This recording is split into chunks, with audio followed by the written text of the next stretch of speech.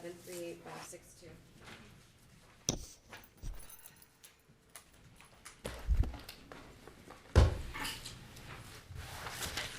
Good morning. Good morning, Your Honor. Morning, Your Honor. Joe Guerin for defendants. Shawana Johnson, bar number 12791 for Plaintiff Russell Zitch. Do we have this? I'm looking for my... Okay, there it is. Yeah. Okay. So, see what your statute of limitations argument does here. Same result, please, that you just issued. Well, sometimes I can and sometimes I can't. So let's see what happens here. Go ahead. Judge, in the opposition that was filed to the motion, they concede that they were aware of this mistake in October of 2012. In the complaint, and this is styled as a 12b-5 motion, so we're accepting the allegations of the complaint as true. In the complaint, they admit the attorney-client relationship concluded April 12, 2013. This legal malpractice complaint, with some other theories thrown in, was filed June 16, 2016, which is more than 2 years after they were aware of the mistake and more than 2 years after the attorney-client relationship ended. Now, again, the complaint includes different theories, but all the theories arise out of the attorney-client relationship, and under Stock v. Mushkin, which this court recognized and applied in the Sandifer decision that we attached, all of those theories have to be measured under the statute of limitations for legal malpractice, which is NRS 11.207. And so there's no other basis in the complaint alleging any other basis for tolling. The only recognized basis that's set forth in the statute is for fraudulent concealment, and they haven't alleged that. And under the Libby case that we've cited to the court, the Supreme Court, Nevada Supreme Court, was very clear in saying we can't make up a basis for tolling if it doesn't appear in the express language of the statute.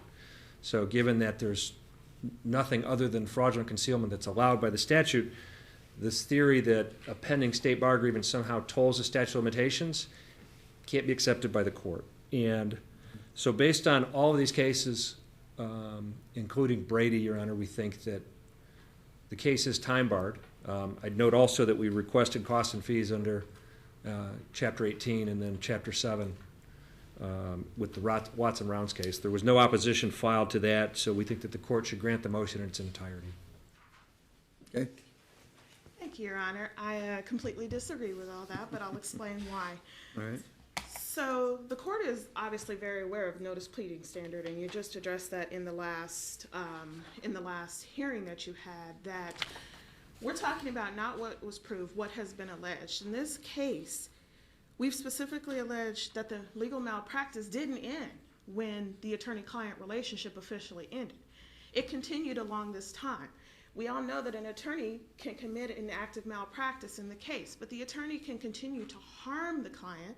That's this theory of continuing breach, can continue to harm the client by his forward actions. So in this case, even though there was a withdrawal, Mr. Stoffel, instead of sitting down and saying, yes, we made a mistake, let's try to fix this, just continued it, told the bar, this is actually Mr. Zitch's fault. It's not my fault. They continued the farce. Nowhere does the Nevada Supreme Court say that an attorney can only be held liable for a single act of malpractice. If an attorney Are you saying that these continuing breach under this theory can continue to occur even though the attorney-client relationship has ended? Absolutely, because attorneys, after that relationship is ended, still have a duty of loyalty, still have a duty of candor, still have all of those duties not to harm their former client. Is your position that the attorney can file something in the underlying case when they are no longer employed? Well, I am saying that Mr. Stoffel absolutely had the right to defend himself in the bar action, but when you defend yourself in that bar action, you can do so without continuing to commit malpractice against the client. So for instance, if I'm accused of malpractice, I can go in and say, Your Honor, or I can go in and say, State Bar, I didn't commit malpractice and here's why. However, I don't go in and I don't slander my client and tell them that they're an idiot and they should have caught the mistake, and I don't continue trying to deny that I made this mistake. I stop the mistake where it happened, and I sit down with the client, and if we can't agree to it, sure, I can defend myself in the bar, or I can just drop it. So in this case, Mr. Stoffel had a choice. He had a choice to say, State Bar, I'm defending myself. Here are strictly the facts that happened. Please decide this, that there's no ethical violation. However, that's not what he did. He continued the farce of, well, I told Mr. Zitch this, and, he should have caught my mistake, even though there's a clear email from him and from his assistant saying, yeah, we screwed this up.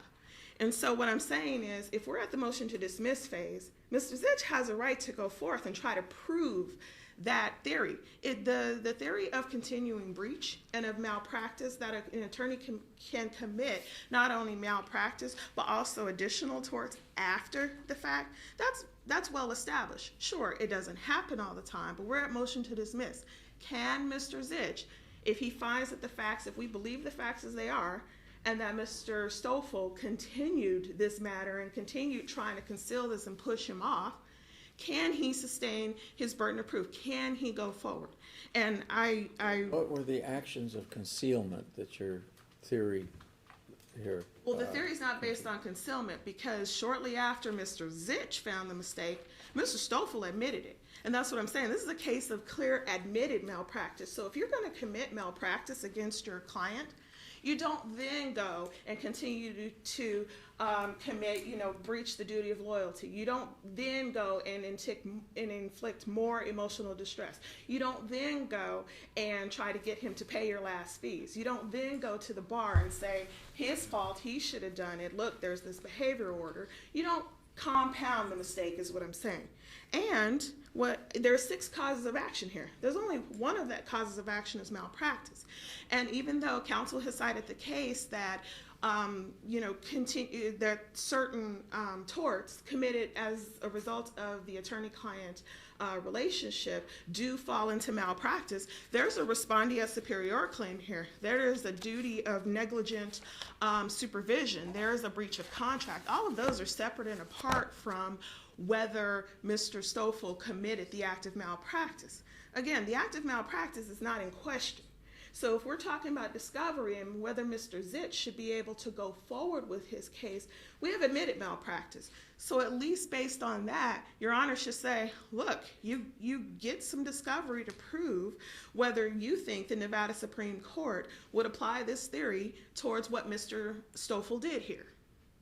And so I will just conclude that we don't need a tolling in this case. So we're not necessarily trying to use the bar proceedings as a tolling. We don't need a tolling, because if you continue the malpractice, and if there's a different act of malpractice that happens even after the attorney makes the withdrawal on the record, surely a client has a cause of action. I'm having trouble accepting the notion that an attorney can commit malpractice after the relationship is severed.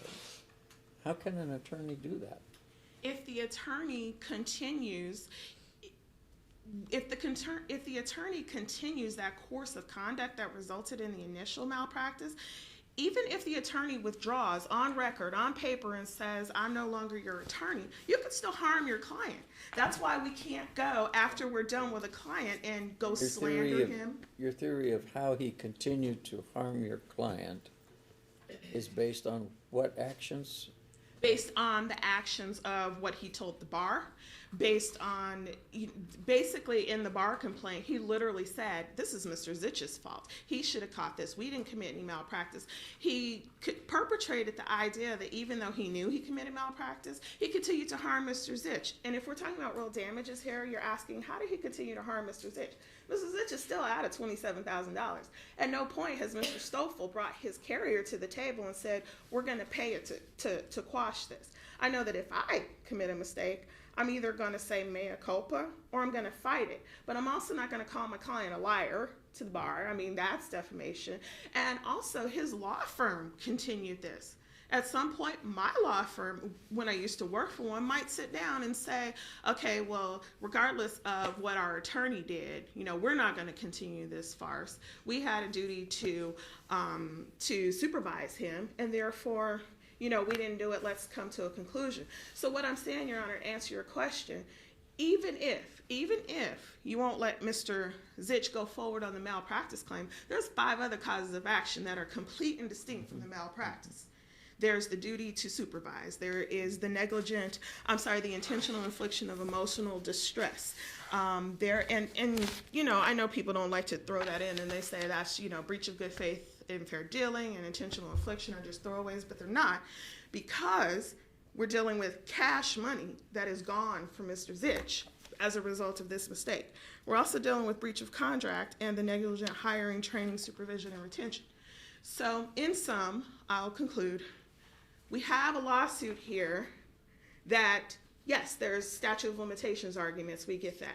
Our argument is the duty or the continuing breach theory that the Nevada Supreme Court has said is valid could very well apply here. It's not a stretch to say that an attorney can keep committing malpractice and can keep breaching his duties to the client even after the attorney-client privileges, or even after the attorney-client relationship is over. I can't go reveal my former client's confidences right now. I could get not only brought up on bar charges, but I could get sued if that information is used to harm my former client.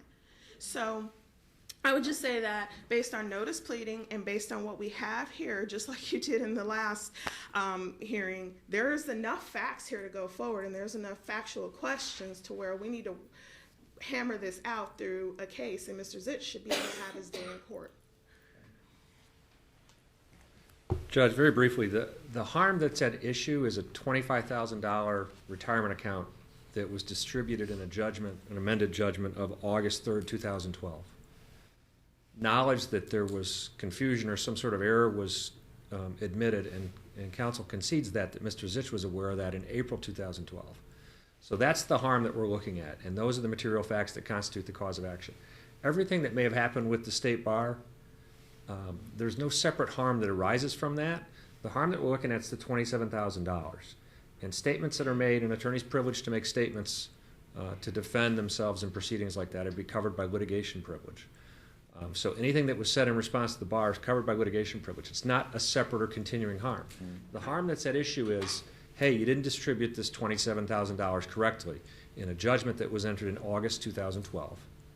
And that's the harm that's at issue. Those are the material facts that constitute the cause of action under NRS 11.207. There's an admission of knowledge in October, so based on that, the complaint's time barred, Your Honor. What about the argument that even if I agree with your reasoning that it doesn't end the lawsuit, it's just only takes out one cause of action? Your Honor, Stock v. Mushkin very clearly says that if the claims arise out of the attorney-client relationship, you have to look at them and measure the timeliness under Chapter 11.207. And this court recognized that and applied that rule in the Sandifer decision, which we attached as an exhibit to our motion, our original motion. Your Honor, may I just briefly on that point? Honestly, really briefly.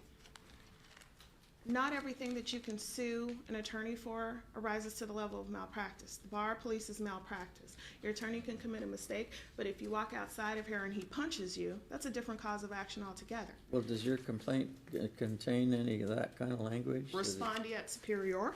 That says that his law firm, that doesn't even,